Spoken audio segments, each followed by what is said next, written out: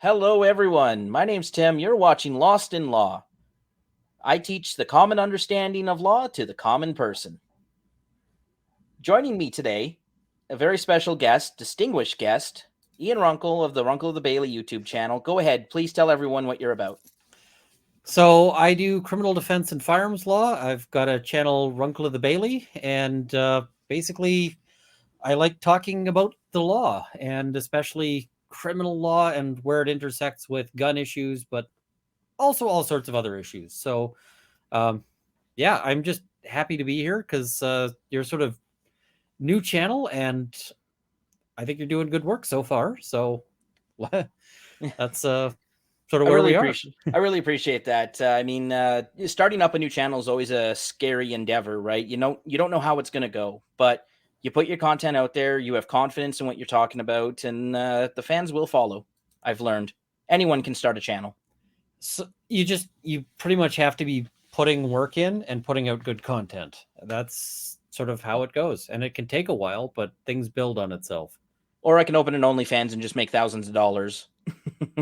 I I will got to probably get squeeze those man boobs together real good.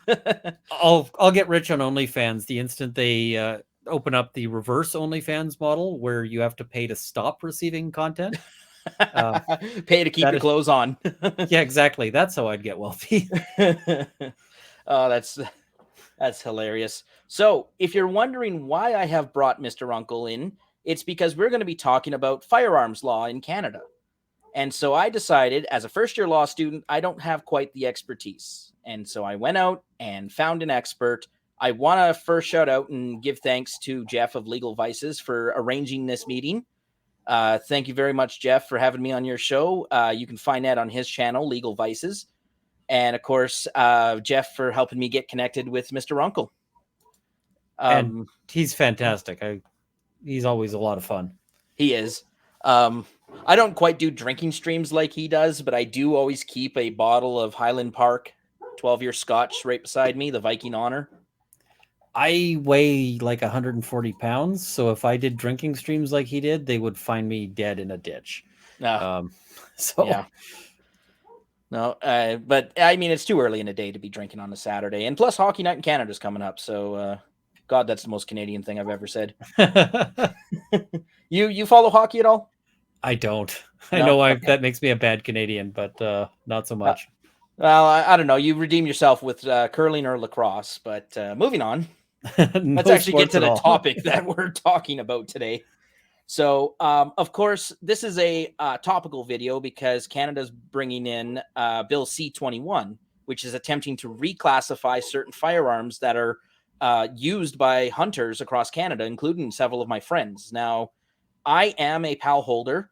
I do own firearms. I, as a rule, never show them on stream because that's a very dumb thing to do.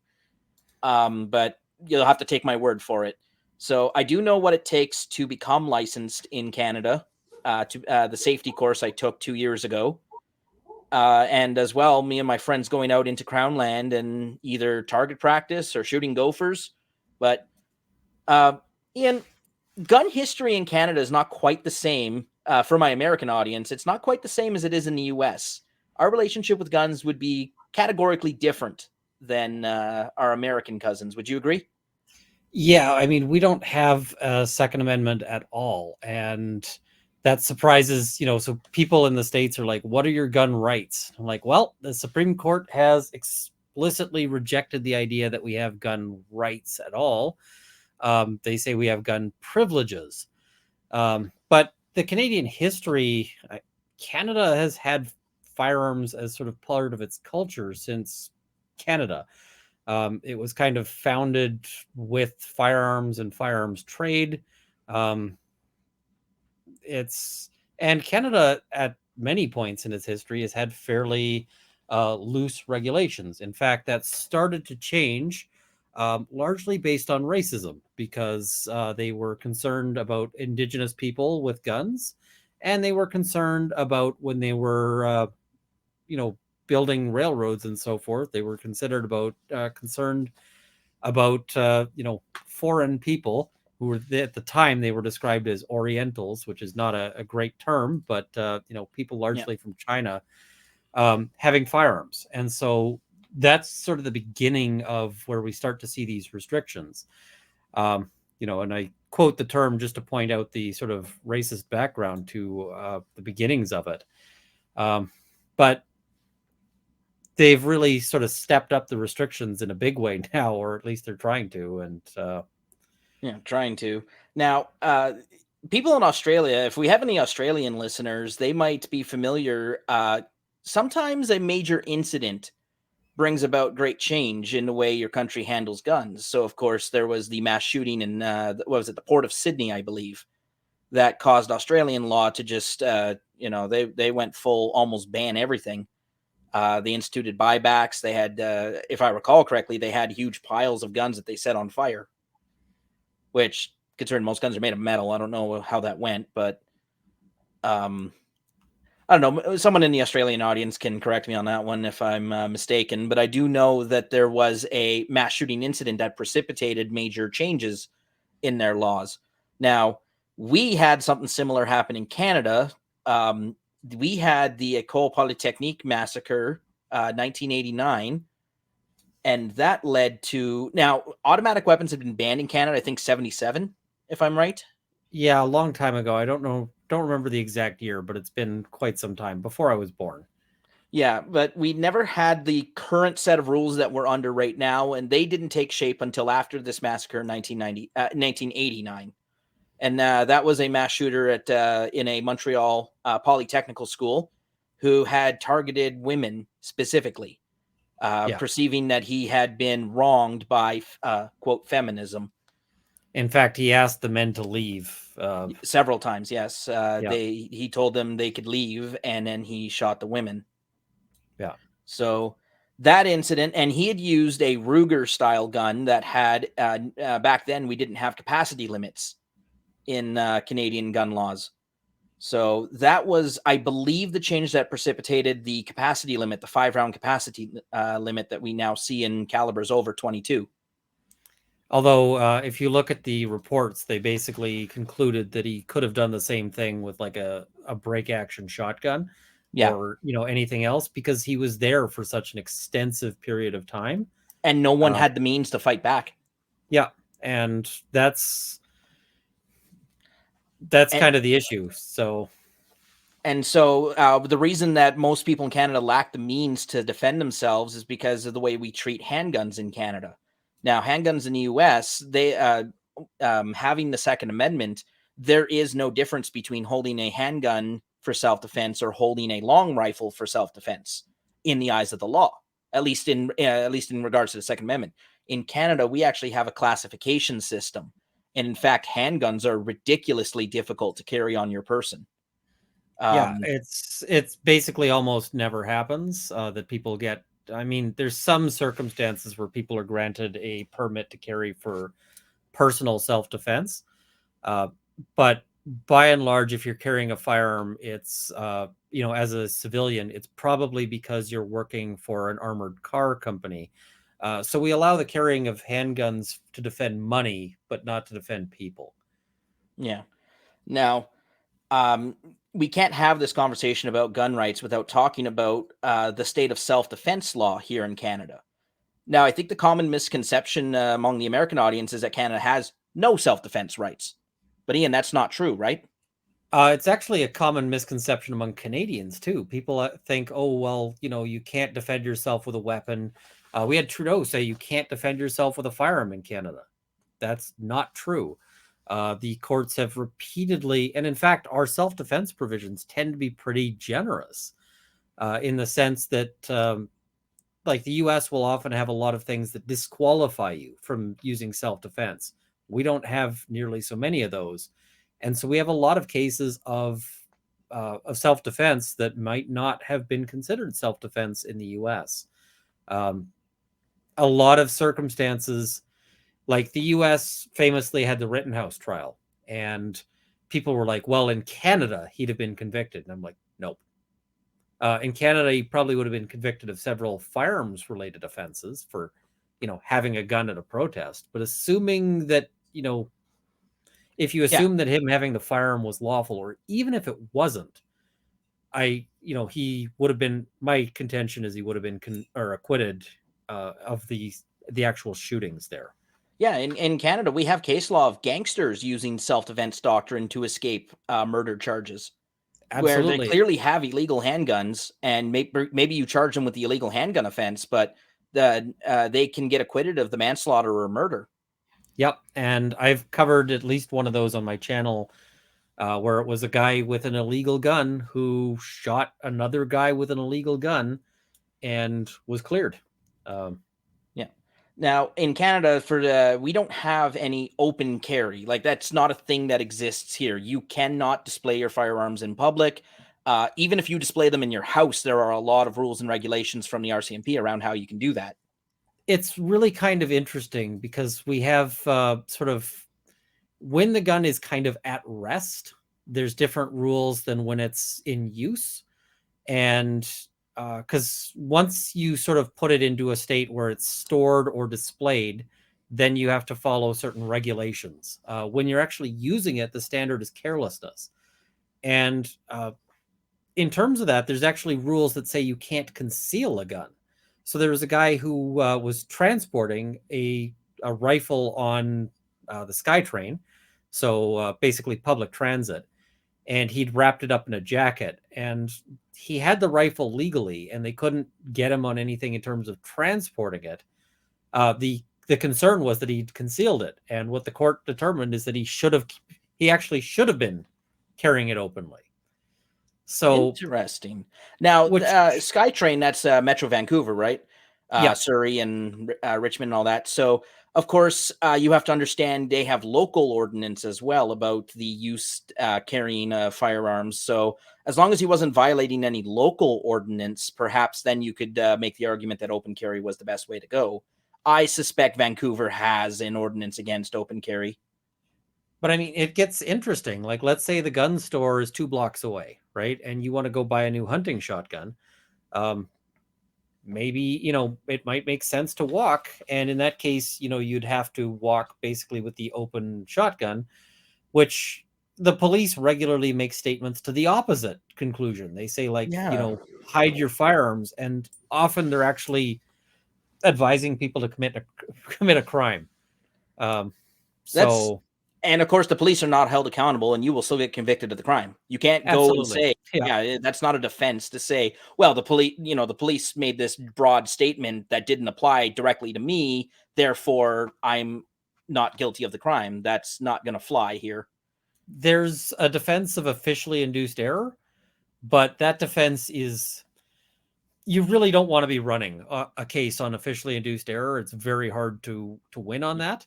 And I mean, where are you going to bring this cop to say, yes, that was what I said?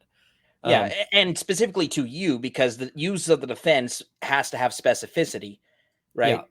Yeah. So that's, if he goes on TV and makes a broad generalized statement, that could never be, no court would ever interpret that as advising you to do a particular course of action. Yeah. So it's tough. Yeah, it's a muddy. I never knew that. I definitely will not try that in a city like Calgary. Yeah, no, I mean, and the thing is, parks. There's rules on national parks have all their rules too. So, and there actually is very little crown land left in developed urban centers, right? It's either a park or it's city. Yeah, and I mean, there's different standards too, right? Like, there's places where, I can walk around with a shotgun and nobody will say, nobody will be concerned. Like, hunting season in a rural area, I might walk from one plot of land and cross the street with a shotgun on my back because I'm crossing over a highway to get to another plot of land that I also have permission to hunt. That, nobody's going to really freak out about that. You cross a street with a shotgun on your back in downtown Toronto. Yeah, you cross Bloor Street, you're going to get a lot of attention.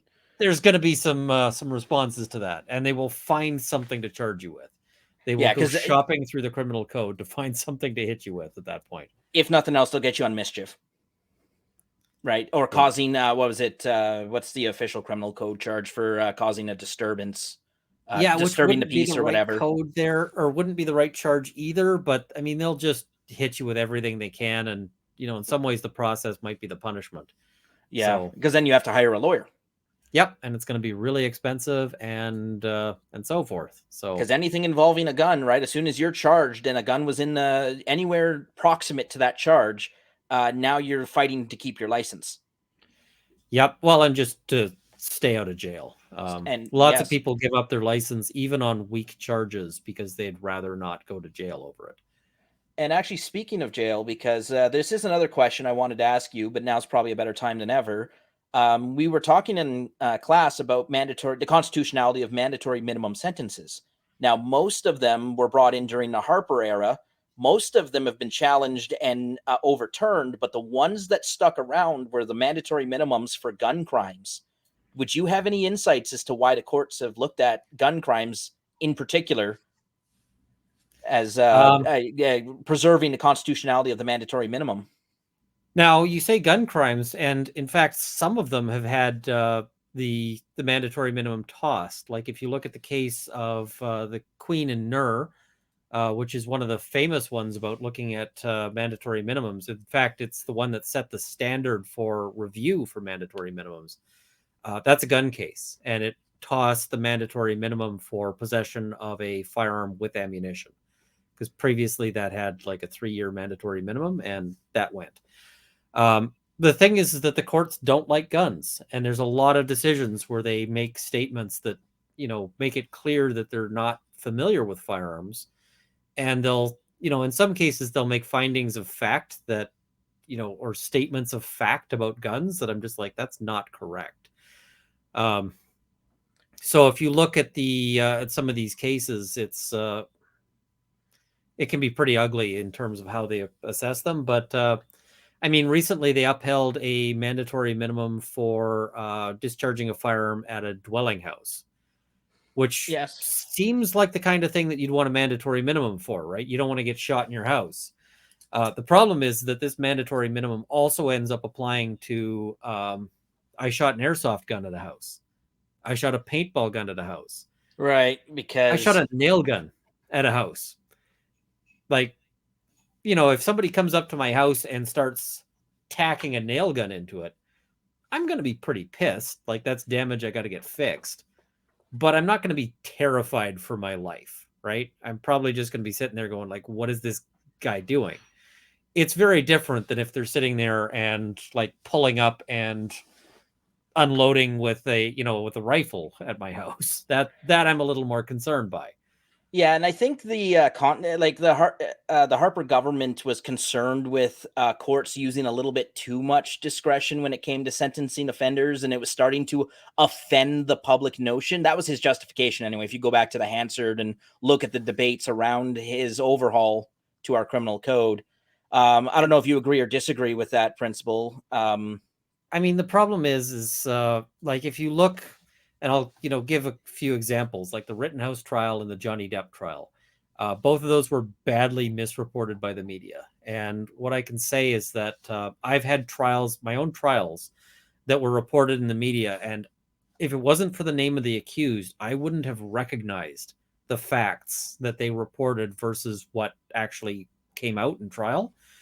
And people tend to get very upset when they read media reports. And media reports are, people think that the media is there to educate them or to inform them, and that's not what they're there for. It's to sell advertising. Yeah, make money.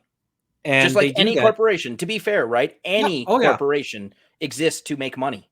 I don't begrudge them making the money. It's just that people get this impression that they're being reported accurately, and it's not always the case.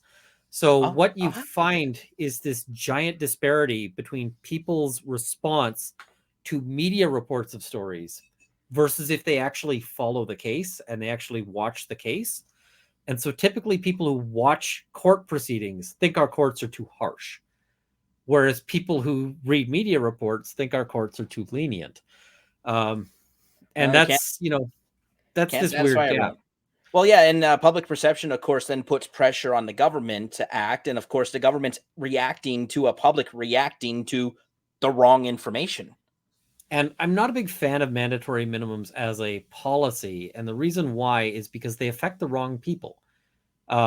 If you're talking about possession of a handgun with ammunition, The person who's most affected by that is, in fact, like the ordinary gun owner who just accidentally lets their license lapse, because that person, that 3 years is a big jump from what they otherwise would have received, because the court saying, oh, you forgot to renew your license, might say, you know what, we're just going to give you an absolute discharge, right? This is not the most serious thing. You just forgot to do the paperwork. Whereas if you're a gangster, the court might be saying, listen, we think the appropriate sentence is 5 years. And if you're going to get 5 years anyway, you don't care that there's a 3-year mandatory minimum, because that affects other people. Right. And that gun owner, like the guy who let his license lapse, he might have a defense, right? There might be some defense. But if the Crown says, listen, if you run a trial, we're going to proceed. We're going to ask for the 3 years. But if you are willing to plead guilty, we'll take a plea to a lesser offense. And then, then you won't have the 3 years, but you will lose your guns and you will lose your license. What do people do? They'll take that deal every day, right? Yeah. Because nobody wants to roll the dice on 3 years in jail. Never. And we don't have the right to a jury trial in Canada. And I don't know, like when you approach trials, if you would prefer judge or jury. It really depends on the trial. If my argument is a legalistic argument, like if my argument is, then I probably want a judge. But if my argument is more of a sympathetic argument, or if it's something like self-defense, I may well want a jury. So that's sort of, and whether you've got a right to a jury depends on which kind of charge it is, basically. Right. Yeah. I don't think summary charges don't have juries. Yeah. We run a lot more judge alone trials than the US does. Yeah. And I think you can opt for judge alone in murder trials too. I don't think that's mandatory. Murder, I think, is mandatory unless both sides agree. And often they do, right? Because a jury trial is a pain in the butt. And there can be reasons not to have one. And there are pros and cons to each side, right? Like the judge is going to be a more neutral, fact finder. But what essentially taking the jury is putting, the judge is the finder of law and also the finder of fact. Yeah. So and there's pros and cons to that approach. Yeah. I mean, people have, have differing thoughts on, on this, but findings of law versus fact can be a little tricky for people, right? So what is the test for self-defense is a law question. Did the things that happened meet that test is a facts question, right? And so that can be a challenge to people. And actually, so I've highlighted on this article here, this is, I don't have any court documents because getting court documents in Canada is a pain in the rear end. And super expensive a lot of the time. Yeah, so for a little law student with 200 subscribers on his channel, although jumping up recently, I think I started out with 20 subscribers. So thank you, thanks to Jeff, and thanks to people who share my content. I really appreciate it. But this particular case we're looking at here, now this is near and dear to my heart because obviously this happened just outside of the city I lived in. Which is Okotoks is a small bedroom community south of Calgary. And this was the case of Eddie Maurice, a rural farmer. Now, rural crime in Canada is a pretty huge sticking point. Police are really far away. Oftentimes, they're there to fill out insurance paperwork. They're not there to stop the crime or recover your goods. I mean, the thing is that for large portions of Canada, if you were getting murdered with an axe, the police wouldn't be able to get there in time to find your body warm. Yeah. Like, we're a really big country with a very small population. I have spent time, stayed in communities where the police response is literally like they have to fly a helicopter in. And it's quite literally in some places hours, like literal hours away.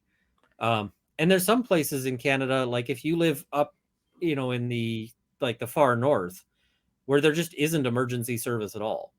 Deal with it yourself, or don't. You can't deal with it. That's it.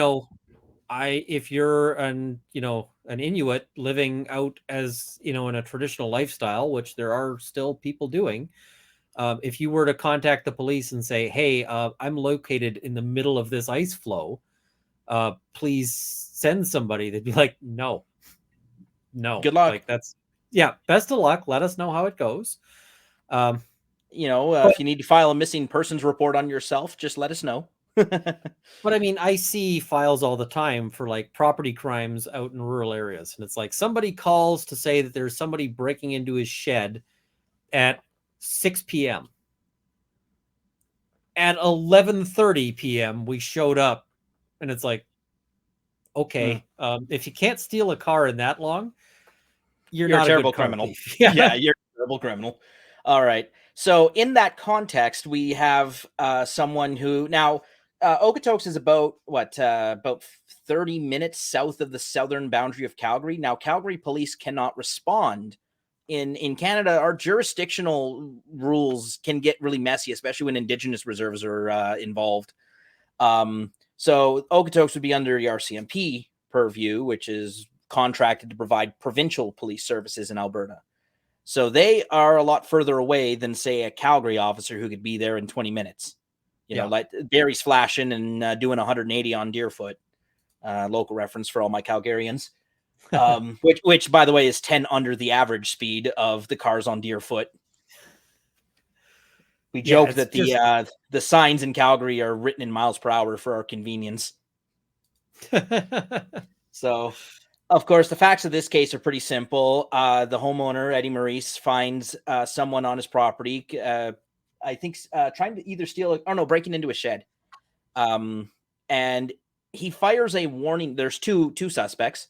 He fires a warning shot, and that shot ricochets off the ground and hits the subject in the wrist. The suspect. Watson. I remember this one, and people were like, "What?" And I'm like, "He wasn't even trying to shoot the guy. He's firing a warning shot into the ground." So he was initially charged. All the charges, right? Careless, reckless use of a firearm. Aggravated assault with the weapons modifier. All those charges were dropped when the court got back the official ballistics report from the forensic lab, and forensic labs in Canada take forever. We're the furthest thing from CSI there is. Yeah, it's. I mean, in some cases, it can make sense to like, your guy gets charged, you set a trial, and that trial is going to be 9 months out. But you set a trial right away because you might beat the forensic report to the court, right? And it's like, that's ridiculous, but it happens. Do we have the same constitutional protection for a speedy trial that the U.S. does? We have some constitutional protection, but I mean, 9 months is pretty standard. Yeah, and I believe they use the term like reasonable. Like you have to be brought to trial in a reasonable time. Reasonable is a big thing, but they've sort of set certain presumptive limits, and that's a whole big discussion. Yeah, that's another video. Or 2 or 4. Yeah. But anyways, that's the quick facts of this case. So they ruled. Now, I mean, if we had Andrew Bronca here, someone who specializes in self-defense law, the first thing he'd tell you is never fire a warning shot. I'd put an asterisk on that. I would say almost never fire a warning shot. Almost never. Yeah, I'm sure there are some edge situations where a warning shot may be called for. But in fact, some Canadian criminal cases have supported a warning shot as reasonable force. Right. And that goes to our protections under self-defense. Now, in the U.S. law, warning shots certainly are detrimental to your self-defense case. Not in every circumstance, of course. Yeah. That I can never make that assumption. But of course, that'd be a topic for an Andrew Bronca collaboration. The example I'd give is like, let's say you're out and you've got a rural property and you see somebody who's breaking into your shed, and they are 90 feet away because your shed's a distance away. Mm-hmm. And you've walked out and you've got a big floodlight on the guy, so he can't necessarily see you, but you see him pretty clearly, and you see that he's got a crowbar in his hands. Meanwhile, you're out there with a rifle, but you don't know if he's seen you. Buddy starts charging you from 90 feet away with the crowbar. You're probably not justified in shooting him at 90 feet. The court would probably say, listen, you got lots of time. But you might not want to wait until he's 15 feet away. And so at that point, you might this might be the rare circumstance where firing a warning shot is justifiable force, because you're saying, I don't know if he knows I got a gun, and maybe he's not going to charge me with the crowbar if he knows that. So let's just establish some communication here. Now, Uh, I wonder, I don't have a citation for this, but I think I remember hearing on a firearms channel that there is some science as to whether warning shots actually work as deterrents. Like someone has made the mental decision to charge you. Would that decision then change just because a warning shot was fired? and you don't know. I mean, you don't know what's going on in that person's head, right? You don't Right. know if they're like, they could be just flying on meth and like not even really know where they are. Yeah, and which is shockingly common among Yeah. rural Canadian life. Well, and the guy also might not even know you're there. He might be trying to run to his, like, he sees the floodlight turn on. He's trying to actually run to his truck, but he hears a gunshot and he's going to go, whoa, I want to, he Yeah, might drop to the ground. He might, whatever, right? You don't know. you But don't it know, might, and yeah, yeah, that would be a really good point too, because rural properties tend to be quite large. Um, you Now, just, if you're in Northern you don't, Ontario, you don't. The forest actually works against you in that regard. But you don't ever want to pull a trigger without being able to justify it with an actual fear for your safety. yes, of So, course, 100%. Now, you know what? Oh, that's probably a good time to throw the disclaimer. Hashtag I am not a lawyer, and this is not legal advice. yeah, I am a lawyer and I'm not your lawyer, and this is not legal advice. The Law Society of Alberta has said that, in their opinion, it is entirely unreasonable for someone to take a YouTube video as legal advice. So don't, especially because the law could change on all of this tomorrow. Mm. Yeah, And we're not well, updating the video, folks. It's, yeah, I'm not going back and going through all my old videos and being like, oh, okay, well, this is updated or changed. But anyways, I wanted to bring in the Eddie Maurice case. There was another case in Saskatchewan, the Colton Bushy case, in which that was a hang fire discharge. yeah. And that Um, one comes down to expert evidence. yes. Now, the accused Gerald Stanley was acquitted in a jury trial, and that took place in Battleford, Saskatchewan. So a relatively small town. We're not talking big city like Toronto or Calgary. Um, I think Battleford's like 25,000 people, so or maybe even less than that. Yeah. So we're talking a small town, of course, rural property. Once again, someone trespassing on his land.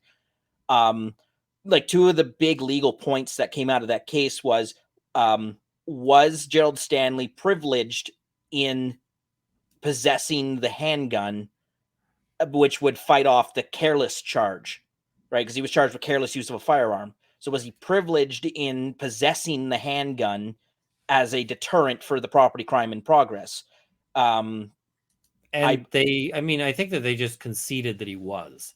Yes, Um, of course. and Did they believe Gerald's version of the events, of which he tried to pull an air shot? Right, he pulled pointing upwards. Nothing happened, and then some amount of time later, I think it was like 13 seconds. what Um, what his version was is basically he says that he fires into the air, uh, drops the magazine, and tries to make sure that it's clear, and then goes up to the window, and then sometime I forget how many seconds it was that it goes off, and he's like, I didn't touch the trigger, I didn't anything, it just went off because because of a hang fire. Now, And I can I, actually I've got the Gerald Stanley transcripts. I would love to go through that. Have you done a video on those transcripts? I haven't yet. I'm planning on it, but I can read you the precise moment when the Crown loses its case. Okay, please. It is in volume 3, and it's on transcript page 473.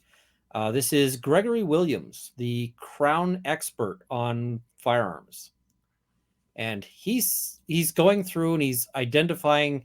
One of the issues is that the one cartridge, and this is the cartridge that was identified as having fired the fatal shot, the casing on it was bulged, and that doesn't normally happen, because normally when you fire a case, it expands a little bit to fit the chamber, but the chamber is sort of a cylinder. It doesn't bulge outwards like that.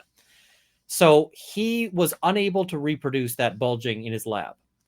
And so he didn't have a definitive answer. And he comes out with 3 theories as to how this could happen. he says the second theory or second possibility I came up with was that the ammunition might be defective, and one example of that would be a hang fire where there's a delay from the time that a cartridge is struck by the firing pin and when the bullet fires. That's the defense theory.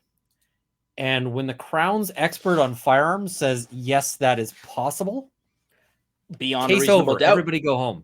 Right? Like, you have reasonable doubt. And yep. the bulge would explain why he couldn't clear the gun either. Because it would lock his slide. Well, it's just that somehow that gun didn't properly get cleared. And so, he tries to clear it and it fires out of battery because the firing pin has struck that particular cartridge and the thing has failed to properly sort of lock back. And and all of this is happening, like his gun operation is happening while there's several people on his property, basically in the middle of a robbery. This was reported by the media as being like a trespassing situation, like they're lost and they've got a flat tire and they're looking for directions. Yeah. They weren't looking for directions. They were there stealing stuff. That's what the transcripts indicate. They were there to take stuff. And so he's responding to this, these thefts on his property. And he's doing this sort of in the heat of the moment. He doesn't know what's going on. He's reacting fast. Its weapon handling isn't going to be as good as if you're, on the range with no time limits. So now, careless handling of a firearm can be defended if you've done your due diligence to ensure the firearm is clear and safe. Yep. Which, according to the evidence, Gerald Stanley had done his due diligence. He had ejected his magazine and tried to clear his chamber. I mean, the Crown wasn't trying to prove careless. What the Crown was trying to prove was intentional homicide. I think they had the lesser included of careless use of a firearm. They were just what they were going for. And I mean, the problem is that their arguments on that basically were sort of going in two wildly different directions. Right. And so they're sitting if you can find one set of facts true, that automatically negates the other set of facts and then vice versa. Yeah. So if you're thinking intentional homicide, it's not going to be, careless. Yeah. And his defense basically is both, right? It's his defense basically says, listen, I wasn't intending to shoot the guy. It went off by accident, but also my actions were reasonable in the context, right? Yeah, leading up to the event. And, the context is going to be different. Like, let's say we talk about storage issues, right? And let's say you happen to be cleaning your firearm and your house is hit by a meteor and you have to flee the house. What is careless storage is going to be very different in that circumstance versus if you're just going to bed for the night and it's a quiet day and you got all the time in the world. So that's sort of the circumstances there. So what these two cases are establishing foundation for is that in Canada, we have the privilege of self-defense. It's not codified in our Constitution. It's not recognized culturally as strong as it is in the US, but it does exist. It's there. Yeah. Now we get to the whole purpose of this video, and that's covering Bill C-21. So, and Ian, I believe you've already done a video about Bill C-21, or you're in the process of making one, right? Several. Yep. Yeah. So, I mean, long story short, the government's trying to take guns that have been in regular use for a very long time and classify them as prohibited. This is a knee-jerk response. We already covered the knee-jerk response in the aftermath of the co-pilot technique. This was the knee-jerk response to the Nova Scotia mass shooter. No, it wasn't. Wasn't a knee-jerk response because they put it out like same day or like right afterwards. They had this ready to go. What they were waiting for is an event to justify it. So yeah, I found that weird that they were so quick on the trigger with that. I just assumed someone did an all-nighter. No, they had it pre-written. Okay. I knew that this was written before it got launched. I'd heard that it was floating around ready to go and that they were just waiting for the right tragedy. Oh boy, here comes some Las Vegas, Yeah, I better actually watch what I say from here on out. But I mean, there's no way they got it done in time from the from the time it was introduced. You know, this was something they had ready to go. So and just waiting for the correct incident. Now, it could have just been an unfortunate gang shooting that they could have pulled all this in too, right? A gang shooting in which a couple of innocent bystanders get hit, and they could have pulled all this in. no, they wanted something spectacular. Well, they got it. And I And of mean, they course, got it largely because legally, the yeah, police response was so terrible. In fact, the police had been warned specifically that this guy was dangerous, that this guy had illegal firearms, and they did nothing about it for decades. Like literally, they were getting these reports for decades, and they did yeah, SFA on it. and And not even that the law as it's currently written would not have stopped them either because they were illegal American imported firearms. I You mean, they brought could have gotten a search warrant based on the information they had. They had more than Yeah. enough to. They just never applied for one. Like the law already would have made him a criminal. So Yep, these and changes in response to his actions do not hold water they could have whatsoever. gone and got like they had reports from people saying he's got these specific guns. They could have said, okay, he's got no license. We've got a clear report that he's got these illegal guns. Let's go and Yeah. and they could have averted. But I Which mean, even the media, I think the media described it as an AR gun, which it wasn't. well, even during the shooting, the police were also screwing up because they were hiding from the public details, like the fact that he was in a police car, Right. because they didn't want to, like they were worried that people were going to be afraid of the police. And I'm going, but you might have had people who actually ran to the shooter because they didn't know, right? Mhm. And Or in the so, case where he was pulling people over, he was yeah, using his replica cruiser to pull someone over, and he executed, I think, 2 of them right on the roadside. yeah, and I mean, I certainly wouldn't have pulled over, if I knew that there was a replica cruiser being used as an execution mobile. This is the kind of thing that they really should have been putting on on blast everywhere. But Right. instead they didn't. They intentionally sat on that. And, we You as know, gun owners end up paying the consequences for police incompetence. And and all of the we actually have the emergency infrastructure in Canada. Like at 3 a.m. every morning, I get woken up by an Amber Alert. yeah, they chose not to do it. They chose not to use it. And And you could all of easily the put that information out, right? Sorry to interrupt. oh yeah, no worries. But you could easily put that information out that watch for a replica cruiser. Here's some of the ways you can tell it's not ours. Yeah. Um, they could easily put that information out in the emergency broadcast system, which would blow up every cell phone on the East Coast. Well, and I mean, there's other things they could have done, like, hey, you know what? We're going to put every officer in a group of 2 and basically say, if you see a single lone officer, run. Yeah. In fact, a single lone officer was ambushed by this shooter and killed. Yeah. Well, because they just didn't, yeah. They sent him with no information. That reminds me, there was a case in the U.S. where they sent a local sheriff's deputy to arrest this like big time drug smuggler.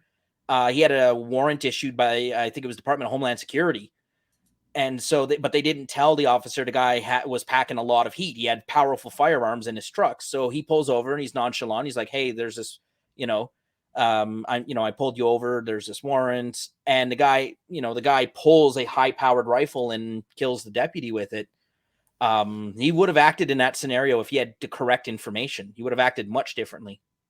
Yeah. And a lot of these incidents have as a common factor an incompetent or inept police response. When you look at Polytechnique, he was at it for a long time, and the Right. police were sitting back and just, oh, he's executed another person. Stoneman, right? Or even Uvalde for a more recent reference, Oh, where the police waited while and the you see the gunman's. the officers sitting there using the hand sanitizer machine. Yeah. Well, thank goodness he didn't get COVID. That would have been really dangerous. I'm just sitting there going, "Are you kidding me? Like, kick down that door and save the kids." Did they Like not this, hear the gunshots? they did And just they're like, what did they think he was doing? Like target practice? shooting kids. That's what they knew he was doing. They just let it happen because they were terrible people. Yeah, Um, I can't put myself in the mind of someone like that, but we're a little bit off topic on this one, yeah, but no, I mean, but of course, C-21 is the real reason we're here. So the rifle that in particular that I actually, I know people who own this rifle. It seems they're going after the SKS. They're going after rifles in which it is possible to load a higher capacity magazine than what Canadian law allows. yeah, So and that's I not mean, going to affect, if I understand correctly, it's not going to affect bolt action rifles, which it only affects semi-automatic rifles, correct? well, they've got some named rifles that are bolt action. They've got a named rifle Oh, that's a single shot rifle. There's a bunch, and we don't know what their definition of variant is because they've said variants of all these things, and their definition of variant in some places is bizarre. For instance, one model of the Plinkster rifle, which is sort of in a tactical case, so it looks tactical, but it's a 22 caliber rifle. They consider that model to be a variant of the AR-15 and not to be a variant of the other Plinkster model. And that makes no sense whatsoever because they're the same gun, just in a different shell, like in a different, yeah. body. It is absolutely unfathomable how they get to this conclusion, but they do. And yeah, And shockingly so. I mean, now what kind of crime is this going to prevent? Like Ian, I'm racking my brain right now as to what crime would this law stop? I mean, none. That's what None. it comes down to, is none. Like if Um, I'm a this hunter, it's my like ignorance of the law is not an excuse. So I know, and currently as the law exists in Canada, you can own an a very specific type of AR-15 rifle with a magazine that has been pinned to 5 rounds maximum. Well, they banned the AR-15 with the Order in Council, so that's still being sort of sorted out. But they banned. I mean, there's various other guns you can own. The example, and this is one that they're banning specifically, is the SKS, Yeah. and the SKS comes with a uh, fixed magazine of 10 rounds, but those get pinned to 5 in Canada. And that has to be welded or Yeah. a rivet or something like that, so it's a So pretty permanent thing. and if you um, try to modify it yourself, that's already illegal. yeah, I mean, the thing is it's illegal to possess the magazine that's been modified. So if you go and drill out that rivet, you are now a criminal. Yeah. um, and the thing is that it's an incredibly popular hunting rifle, especially on reserves. um, and the reason why is because you used to be able to get them cheap. They They are pretty cheap. function. Yeah. They're reliable as hell, including in like Canadian cold weather, You where a got to lot of remember, other like, guns struggle. because our primary use of rifles in Canada is to hunt, not for defense. These guns go through the absolute worst conditions, right? You're walking through swampland, you're knocking into trees, Yeah, moss, leaves, dirt, mud, rain, snow, all of it. I was talking to a guy not long ago who was going out hunting, and indigenous hunter, uh, was walking across what he thought was ice, like just ice on dirt. He thought, broke through and ended up like waist deep in swamp water because that was kind it of the thing. it's Canada. The whole Yeah. country's a swamp. Spoiler Uh, alert, guys. Anything north of the prairies into the boreal forest is just swamp. Just assume there's water under it. Yeah, and so he gets out and sort of he's relatively good because he's got a lot of clothing on and so forth. He decides that he just wants to keep hunting.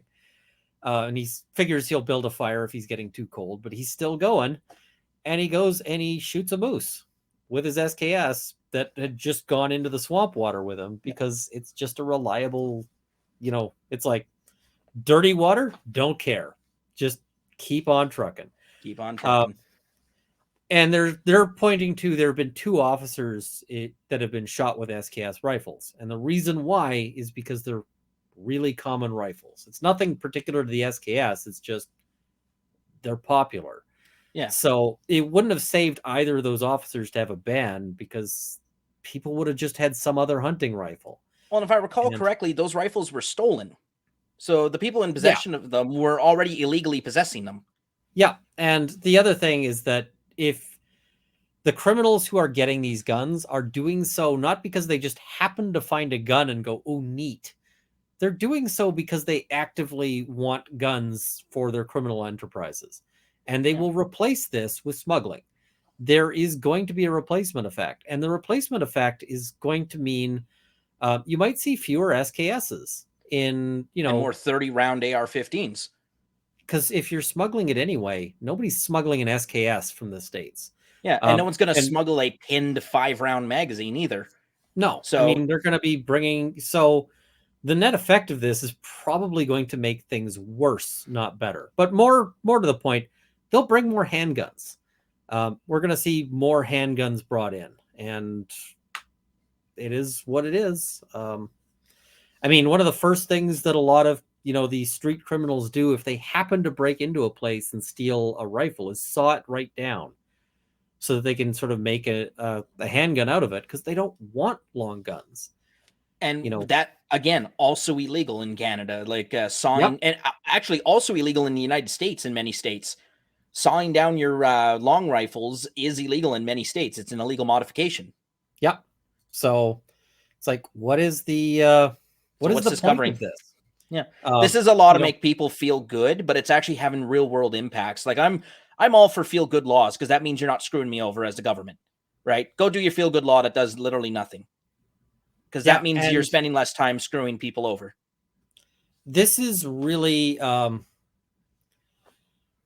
ultimately this isn't about public safety. Is my thoughts on this. This is about elections, and what they want to do is they want to run their next election on, Liberal Party is protecting you from the scary guns, and the Conservative Party is pro scary gun, and It might be even eventually even more insidious than that. It might be the liberals might also be trying to draw that, because the American style politics. I know we every election cycle we say we don't want it. It's been here for the last, I say, 3 elections, maybe more. yeah, And they want to they're draw the parallels between the Conservative Party here and the gun-toting Republicans in the U.S. yeah. Patriot Front, Boogaloo Boys. The Liberals love it when you can draw that parallel between the Conservative Party in Canada and the Boogaloo Boys and the Crazies in the U.S. I mean, this is what we're gonna see. The Liberal Party keeps promising, "Oh, we're gonna have sunny ways," and then they get right into the mud. Um, they promise transparency, and it's been one of the least transparent governments you can imagine. They've said, "Oh, well, we want to get away from the Harper era of overcriminalization." And to be fair, I wasn't a big fan of a lot of Harper's criminal justice policies, but a lot of the stuff that Harper couldn't pass because it was deemed too extreme is sailing through just fine when it's being put through by a supposedly liberal government. Yeah. So, I mean, they are worse than the Harper government in some of these regards because they have pushed policies that were considered, too far. So, And that's a whole topic for a whole other video of like why does this guy keep getting elected? Because my background with election analysis, I have a lot of insight as to why. And I mean, Ian, you're aware of the separatist movement here in Western Canada. A yeah. lot of that separatist sentiment is drawn because we have no say in who the prime minister is. We don't have the same regional balance that the US has with their electoral college. I mean, it's basically if all of Alberta goes to, Alberta, Saskatchewan, and British Columbia, if all of those went conservative, we still lose badly to just Ontario and Quebec. Yep. Ontario and Quebec decide who runs the country. And you're really starting to see pushback with like Saskatchewan pushing through laws to try to limit what the federal Saskatchewan First government could Act. do about. The Sovereignty Act that Premier Daniel Smith put in. Yep, and there's going to be Direct constitutional responses. issues about that, but it's really a pushback. And these kinds of policies, because Alberta has a lot more rural Canadians, are really a response to these perceived attacks. Because a lot of rural Canadians are looking at this going, I have these, firearms, and they see like urban sort of ignorant Canadians going, well, you don't need this to hunt. And people are going, when was the last time you went hunting? Yeah, how would you know what I need to hunt? Yeah. Have you ever like had to keep coyotes off your cattle? Have you ever had your car break down outside of cell service? Yeah. Like, do you know what any of this like?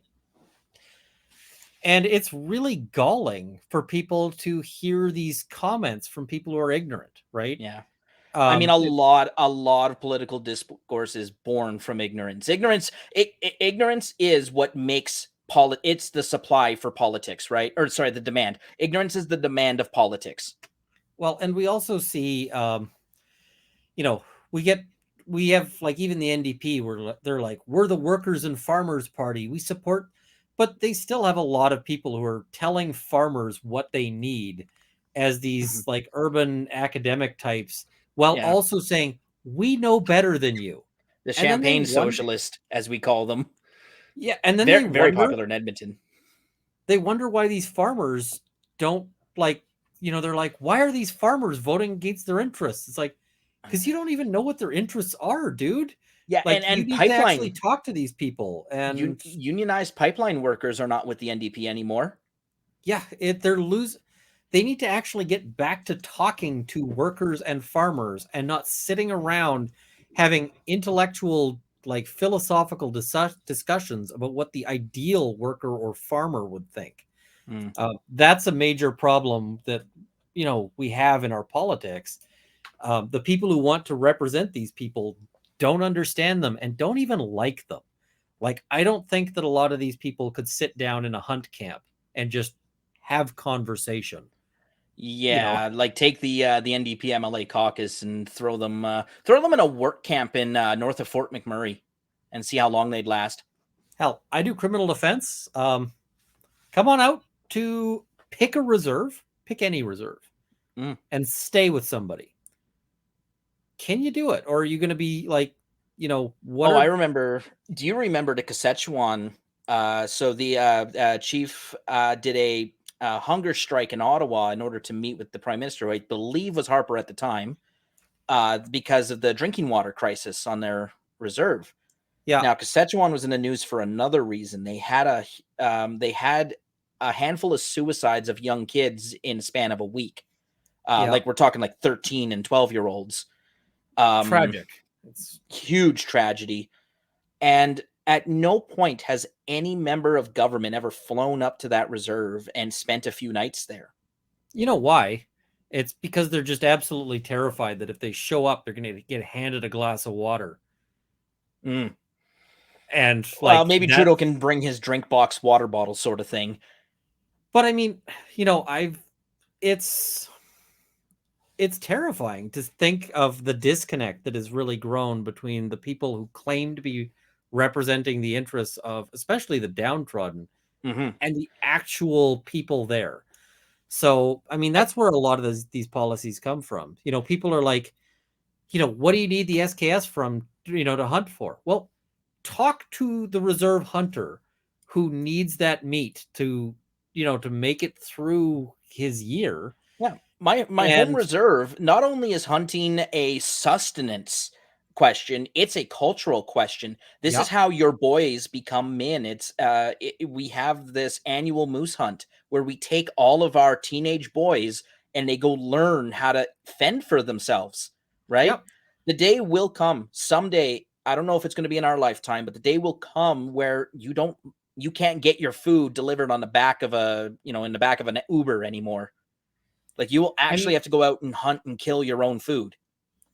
and I don't know if we're going to see any sort of breakdown or whatever, but I mean, just the importance of things like being able to deliver some meat to an elder Mm-hmm. is a culturally significant thing within a lot of indigenous communities. It's kind of an expectation, right? That you Yeah. help provide for them and especially help provide for them with hunted meat. And like, if you can't do that, Now, then try using the exact same logic in which it says, well, you don't need an SKS rifle. What do you need that for? Well, you don't need to deliver meat to the elders. Just go to the grocery store, pick up a roast from this grocery store. Do you think anyone would ever, in their right mind, say that to an Indigenous person? Well, and do you know what a roast costs up, Yeah, up north? Like, not sure, you're cheap. gonna get, yeah, you're gonna get a roast flown in from, Calgary Actually, area. it might be more expensive than the SKS. Yeah. I mean, certainly, yeah, it's a side of beef certainly would be way more expensive than the SKS. So Um, I mean, but do you think any liberal cabinet member would ever tell an Indigenous person, "Well, you don't need to do the moose hunt every year. You can just go to the grocery store or a butcher"? Not to their face. No, They'd never. say it behind their back. They do all Probably, the and time. we're far away from microphones and video cameras. Yeah, I Because mean, they say it all the time, just not to people's face. so, anyways, we have run way over our Oh, time here, but yeah, it no, was and a if you great gotta edit this conversation. down for time, I understand, but I'll put it up as is. I don't think there's anything like we mostly stayed on topic, right? We're talking about relevant stuff oh to yeah, the context behind this bill. it's just one Um, of those things where you're having a fun conversation, and yeah, it just and kind for the benefit of our American audience, like race relations in the U.S. are mostly characterized between white and black, right? Black Americans, African Americans. yeah, Um, in Canada, we don't have a large African American or well African Canadian population. That many of the societal and social issues are actually applied to Indigenous people. It's a very yeah, similar thing. I've always compared reserves to ghettos.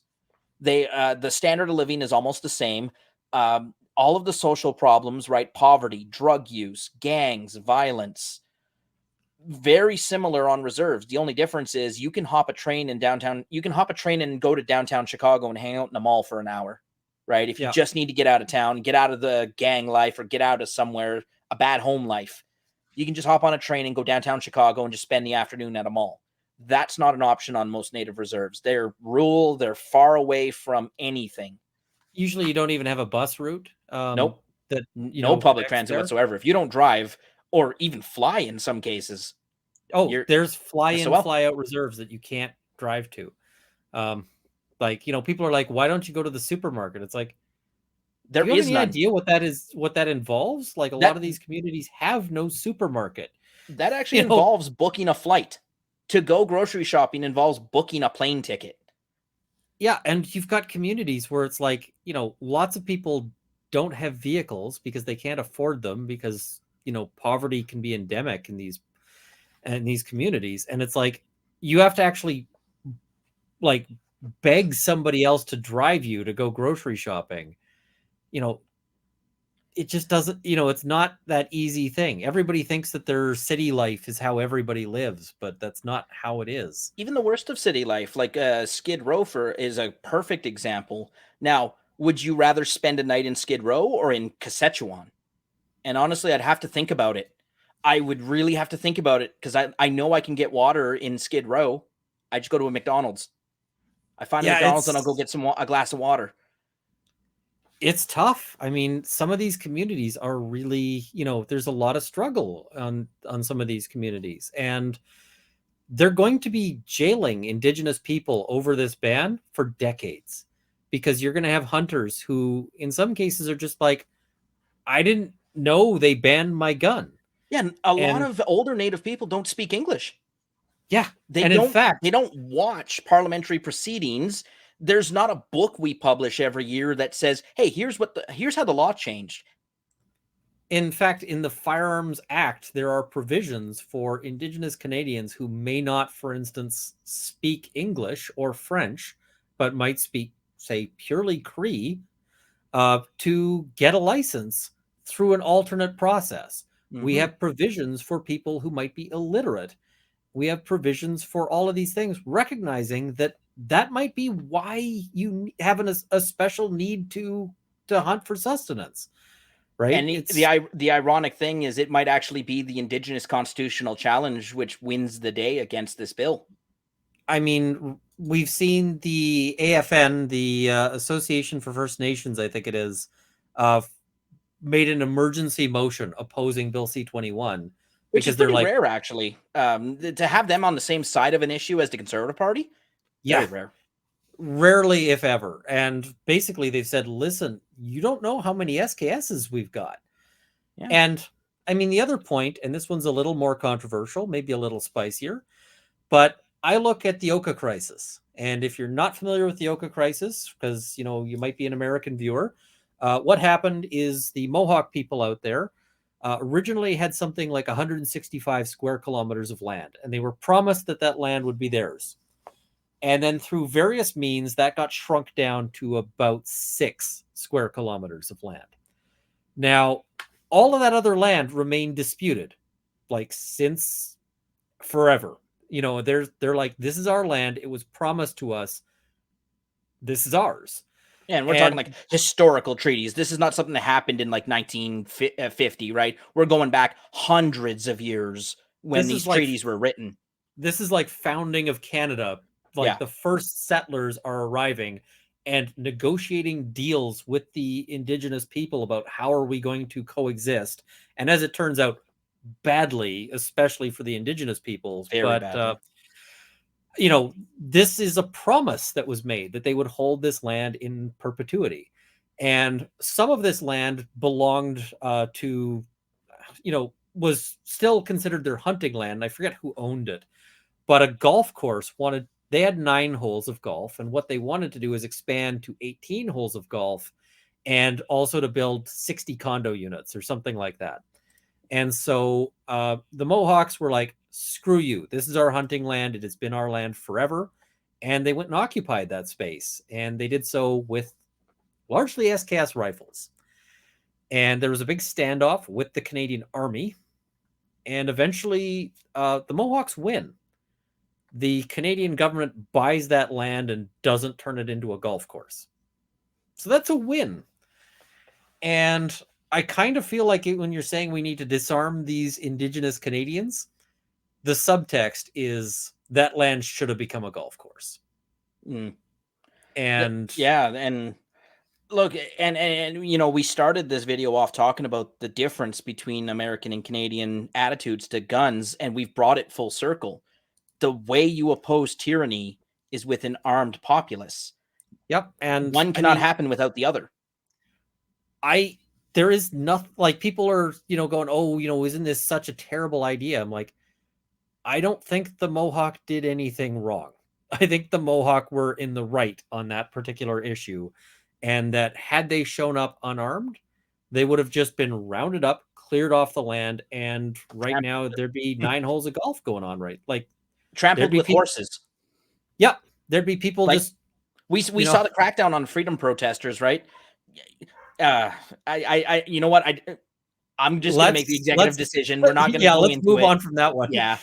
We're not, the video's already gone on too long. We're not going into it, but yeah.